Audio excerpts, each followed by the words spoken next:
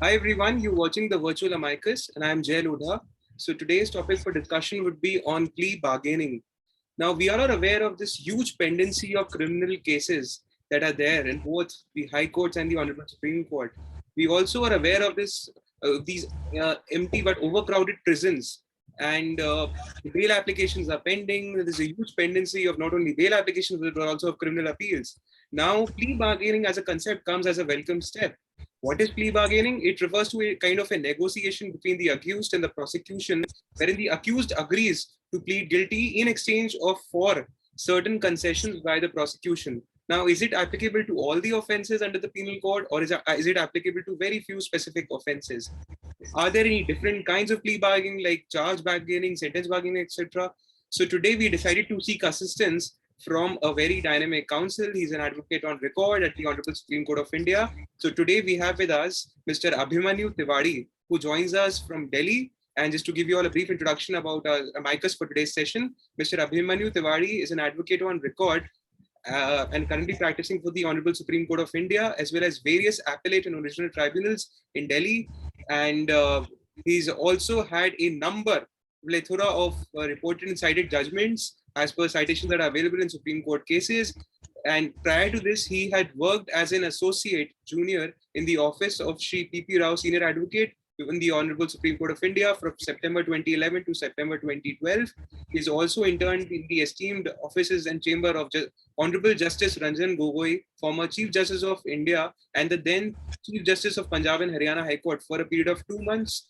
And prior to that, he had assisted Justice Mukul Mudgal, retired, on the committee formulated by the Youth and Sports Ministry to determine the facts and circumstances resulting in 8 sports person testing positive for banned substances in 2011, and subsequently the measure that are required to be adopted to curb this doping menace which is prevalent in Indian sports. As far as educational qualifications are concerned, he's done his BA honors in English from St. Stephen's back in 2008, and subsequently he studied law from the Department of Laws at Punjab University, and he currently continues to be standing counsel for the Honorable Punjab and Haryana High Court in the Honorable Supreme Court of India, also a standing counsel for Honorable Guwahati High Court in the Honorable Supreme Court of India, as well as a standing counsel for Union Territory of Chandigarh in the Honorable Supreme Court of India. So thank you so much, Mr. Abhimanyu Tiwari. So sorry for ruining your Saturday afternoon. And the sages said the floor is all yours. Over to you, sir. So, plea bargaining, as you thank you firstly for that very kind introduction, Jay. Before launching in, we must first understand that plea bargaining is something that is not really utilized in our country to its full extent at all. Plea bargaining as a concept was introduced in 2006 to try and take the load of certain amount of out of our overall judicial adjudication infrastructure. Now, plea bargaining as it exists in India is slightly different from the concept that we are familiar, or some amongst us are familiar, by watching Western sort of soap operas. The concept in India is slightly more regulated and I would say still in its infancy. The basic idea is simple. If an individual is accused or charged with an offense of under 7 years, or an offense for which the total punishment is less than 7 years, and the offense is not one that goes on to impact the socio-economic condition of the country or one against women and children, in that case, the court can entertain an application for plea bargaining. Now, how does this happen? Within the parameters of the code, the Criminal Procedure Code, an accused will make an application saying that I want to plead guilty. The court will then give a notice to the public prosecutor, the victim, and the investigating officer. The court will then convene a hearing where all these stakeholders will be called and try and come to a mutual settlement. If a settlement is reached, the court can then adjudicate on the application for plea bargaining, and there are multiple ways of disposing of that. All of them are given in 265E of the code. The code, in many cases, if there is an option of not having a minimum sentence, can let the individual go off with only a fine. It can go ahead if the person has been in custody and there is no minimum mandated sentencing. It can go ahead and sentence the person to time already undergone. And in case of a minimum mandated sentence, the court has, under section 265E subclause D, the power to reduce it further to 1/4 of the minimum mandated settlement. The question that is asked, or one of the reasons why the concept hasn't really taken off, is there is lack of clarity about what happens if the settlement is not reached. As an accused, people are sometimes afraid that, if I go before a judge and plead guilty and a mutual settlement is not reached, it will impact my case adversely. The code, unfortunately or fortunately, in this is very clear. The code says that if a settlement is not reached, then the trial will start at the point from which it had stopped when the application was moved. So if charges had been framed and you moved an application for plea bargaining, it will start from a point in time when charges had been framed and evidence has to be produced. So the time spent in the application and the application itself is almost struck off the record. It will not adversely impact any ambit of the trial. It will not impact the accused in any way. There are, however, multiple questions which still remain in this entire procedure. I mean, if we were to look at the Act, the provisions of the Act, we find there are certain discrepancies. One big discrepancy that I think exists, which to the best of my knowledge hasn't been addressed up until now, is the one of the parameters to be used by the prosecution while accepting the so-called mutual settlement. Now, I'll simplify it. Let's say there is a small offense. Let's say I am accused of 323, sorry. It's a relatively minor offense. I file an application for plea bargaining. Now, the individuals or the parties concerned in all of this will be me, the victim, the IO, and the public prosecutor. Now, I can, to an extent, compromise with the victim. I can reach a settlement with him. I can tell him that, okay, XYZ happened, it was a fight, blah, blah, blah, no one got seriously hurt. What has to prevail upon the IO to give his consent? That is something which up until now the law has not really cleared. It is also not clear that when they talk about the IO participating in the entire process, is the IO supposed to participate in his individual capacity or in his capacity as a government servant, which means does he have to take permission for agreeing to this mutual settlement from his superiors, or is he free to say yes or no and follow his conscience? In this regard, work has to be done, and I believe that it would be better if the various legal service authorities that are doing spectacular work all across the country try and formulate some kind of common ground, maybe reach out to the prosecution department and have instructions laid out, or reach out to the police and have some kind of format prepared. Be that as it may, as it exists right now, these are sort of road bumps which will only be smoothened out once the provision is put into active use. Now, with regards to the provision itself, I mean, the more I look at it, I find that the people who will benefit from it the most are also some of the most vulnerable section of our prison system. These are individuals who are accused of petty crime, theft, maybe some kind of low level excise violations, an individual trying to bring across a couple of bottles of alcohol from a state into a state where there is prohibition, or into a state where the bottles are not meant for and is caught. So a lot of these provisions can come in if they are not demarcated by the state government as something which is outside the ambit of plea bargaining. I digress. The idea is that individuals who are not well off, individuals who rely on the legal services authorities, that I think is where we as members of a system of the judicial adjudication apparatus of our country must focus this. I believe this to be a win-win, and I'll explain why.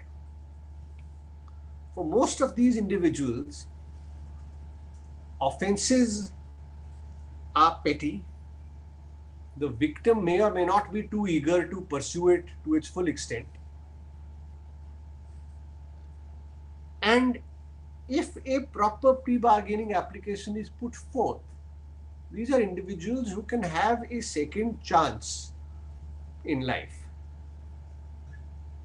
Now look at it from the other perspective. In normal circumstances, a lawyer, a good trial court lawyer, may be reticent to go in for plea bargaining. It goes against the ethos of most lawyers to go up to their client and tell them, please plead guilty. We're not structured that way in our country yet. So most lawyers may feel that they can tell their client that they may have a decent case and that they can try for a full acquittal. With regards to legal service authority lawyers, however, I believe that a degree of uniformity and structure can be brought in with the help of the legal services authority. If the legal service authority advocates are made aware of the nuances of plea bargaining, they can use it to supplement their own and help their own caseload, which is massive in most districts. Plea bargaining is relatively simple. You move in an application, the individual pleads guilty, and if you can come to a mutual settlement, in that circumstances, the case is closed. Because, as I said, the individual is immediately sentenced. In most cases, the sentence will be either amount already served in prison or would be reduced to maybe a couple of weeks in prison or maybe some fine. The benefit is that the state is able to dispose of cases. The prison system immediately gets some relief, and for the legal service authority lawyers, their briefs get a swift culmination. They have a situation in which the matter which has been allotted to them ends swiftly and to the satisfaction of all concerned. It will, however, require a degree of, as I said, structure being brought in not only from the legal service authorities but also from the state high courts. The rationale for that is that if you look at how the provisions are structured, that is 265 section, which has multiple parts from A to L, the entire ambit or the entire responsibility of ensuring that this settlement happens has been put on the magistrates. Most magistrates, as we know, are deeply overworked. So we'll have to find in a way in which the high courts or the concerned district courts has to maneuver and free up time for some of the magistrates. Now, as I said, in case after case, or the few cases that are reported with regards to these provisions, the issue that the court, the constitutional courts, the high courts and the Supreme Court have always raised is that no one is using this. This can be overcome only if we have a targeted approach to this. We have to get in our legal service authorities. We have to identify a category of matters where this can succeed. Now, in my limited opinion, one category that can benefit vastly from plea bargaining are offences in any act. There are multiple acts, whether it's a state act or a central act, under 7 years, which are primarily offences against the state, which is why I had brought the excise violations. Individuals who have committed low-level excise violations should, I think, be the prime candidates for plea bargaining. These are individuals who have not committed an offense which is very serious.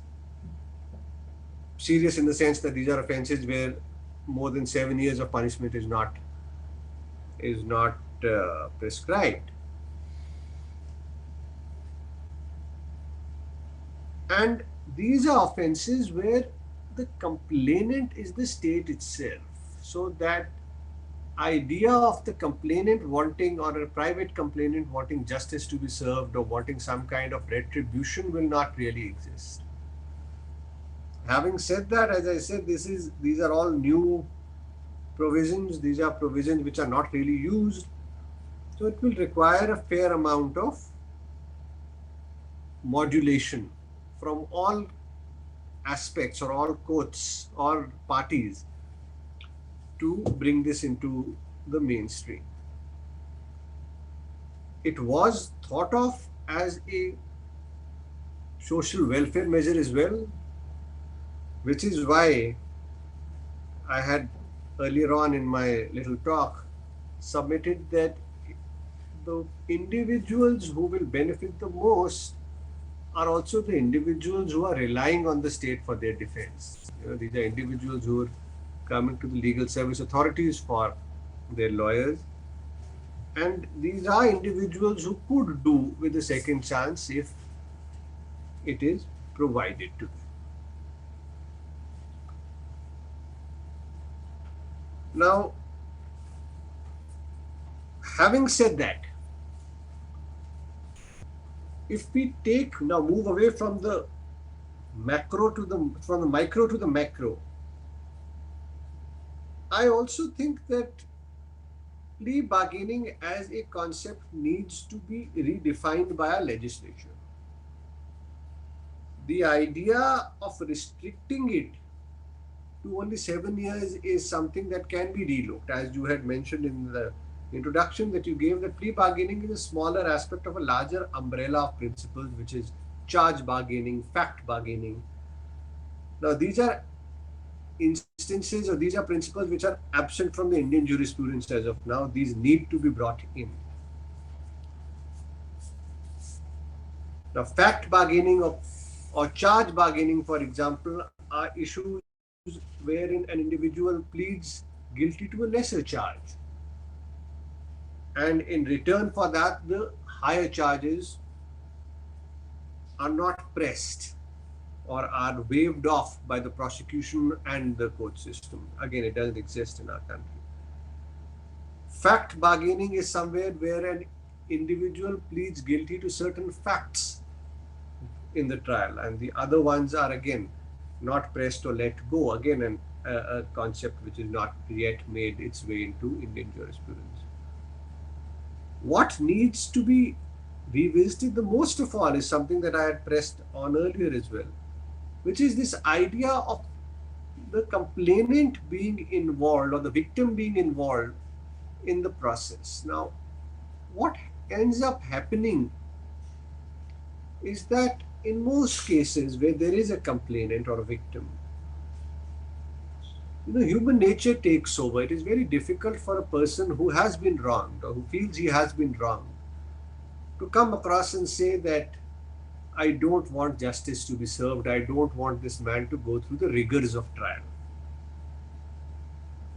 And rigorous our trial system is. I mean, we all know that the fundamental aspect of a speedy trial has not yet been achieved in most parts of the country. There is massive pendency, and trials tend to linger for years upon years. By involving the complainant within the ambit, by giving the complainant a right to be present in this mutual satisfaction, as the code calls it, we are restricting the ambit of plea bargaining. In most jurisprudence outside of India, of course, the complainant has a very limited, or the victim has a very limited role in the plea bargaining. It's normally a process between the prosecution, the court, and the accused. That is something that I think we should relook at. I'm not saying take the complainant out completely or the victim out completely, but the victim should have more of a persuasive role. He should not be able to obstruct the principle completely, in the sense a complainant's not being convinced should not have an outcome in which the entire plea bargain process is derailed. In most cases, as I said, most jurisprudences, the complainant has a persuasive role in which the prosecution or the judge will listen to the complainant but will make up its mind whether or not to accept the plea bargain, independent of how the complainant has to feel. The second aspect, again, which requires a fair amount of clarification, is the one that we touched on earlier, which is the involvement of the IO. Now, most investigating officers in India are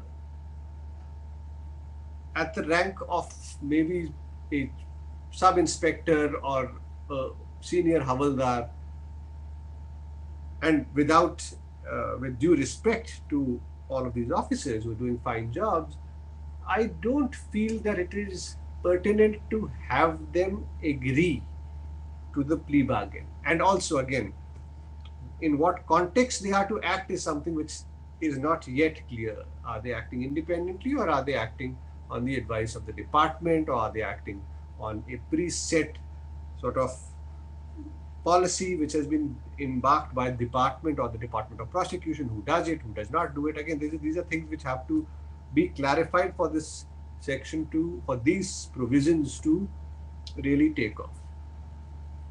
Having said that, again, I'm sort of coming back to what I said earlier. Unless these applications are moved, and unless these principles are addressed by judicial application of mind, either by the magistrate, if not by the magistrate, by the high courts, we will not have answers to these questions. Some of these questions have to be answered by the legislature, and some have to be answered by judicial adjudication. With regards to the importance of this, however, there is no question per se now.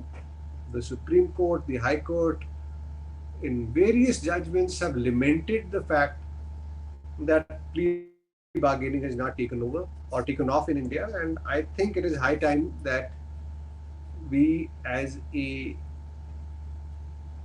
profession give plea bargaining its due importance and try and bring it in the mainstream. So that is all from my side on this topic. Thank you so much there, sir, for your valuable insights. I hope the provisions are put into active use so that everybody can reap benefits from this. So one quick question, if you have the time right now. Till what stage can this application of plea bargaining can be moved by the accused? Now, till what stage of the trial? By stage, I mean. Yeah. So if you look at the act, if you look at the code doesn't really put in a cut-off time, in the sense, the code doesn't say that if the trial has surpassed this Lakshman Rekha, you can't put in the application.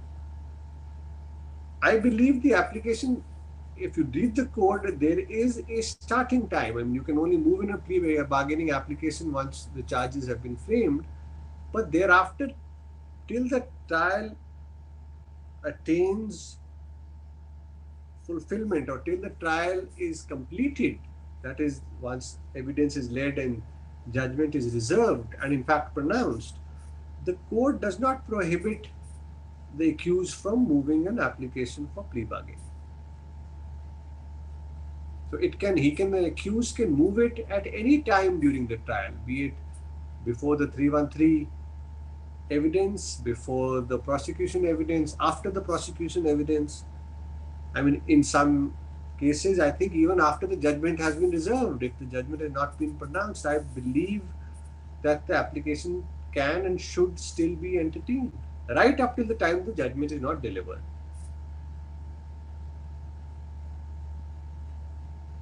Right. Thank you so much there, sir. I'm 100% sure that our viewers will immensely benefit from this presentation of plea bargaining, a very important chapter, a very important topic in criminal law. So thank you so much, sir, once again for taking out time.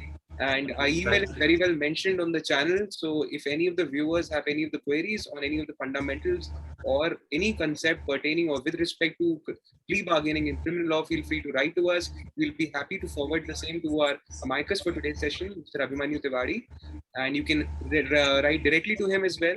So thank you so much, sir, once again. Thank you so much, everybody. Thank you so much for any parting words, sir, before we bid you goodbye. I mean, this is a fantastic endeavor that you've started. Legal education is something that is lacking in our country. In fact, one thing that I should have mentioned is that it would be advisable for the state to educate under trials about the concept of plea bargaining so that they can talk to their lawyer, they can talk to either their NALSA lawyer or their state-sponsored lawyer or their individual private lawyers, and at least have a meaningful conversation with their legal professional about plea bargaining and whether or not they should go ahead for it. Because as I said, in most cases, there is no deterrent or disadvantage of having moved an application unless you are